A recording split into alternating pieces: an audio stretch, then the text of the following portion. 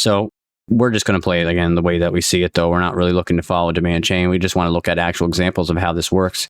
And when we do some putting it all together videos, and I'll be adding more videos here, especially like putting it all together, top-down analysis, the whole shebang, really. What we see here is obviously another structural change. But on the 5, there was no mitigation of this supply zone. This is a good example because I want to show you guys that what do you do in a situation like this? Do you still look to short this guy later on? Well, let's pretend there was a flip in here. I'm not even going to check. Let's just pretend there was a flip. All right. You have 2 black candles here. That is a 5-minute transition. So maybe you're the guy that goes like this and you pull that whole zone as supply. You're like, oh, that whole zone is my new supply, technically speaking, because you got up, you got down, you got up, you went down. So this little hump here, that little M shape right there, part of the M is supply.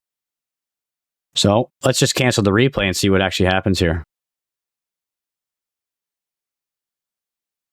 It actually produced a reaction later on. But should you expect a reaction? Should you have a limit order set after you see price pull away this aggressively following the transition in market structure? No, never in a million years. Why? Because it doesn't relate to that 5-minute structure anymore or that 15-minute structure anymore.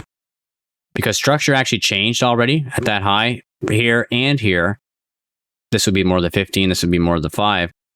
Price already hit its order flow objective. It went as far as it wanted to. Came back for that overall mitigation of this zone here. So price basically came down, made this low, made this guy here, made this guy here, came up on the higher time frames and broke something here. So this could have been the higher low for a higher high.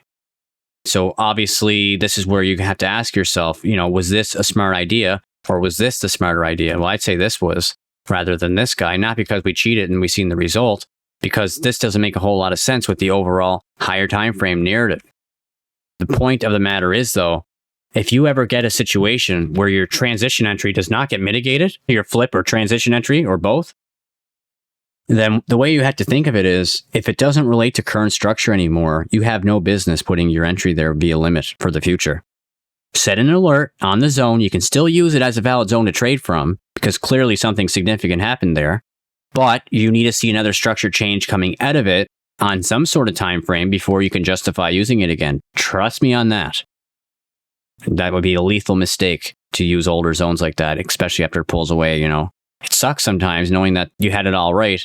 Price comes away so aggressively and you're like, oh no, did it really dump $1,000 without me or almost $1,000? In this case, sucks to be you, $1,050. So it dumped $1,050 without you. So you might be like, oh, I'm just jonesing for a trade here. You know what? If it comes back, I'm definitely shorting it this time. There's no question about it. You would have got banged out of that pretty quickly, right?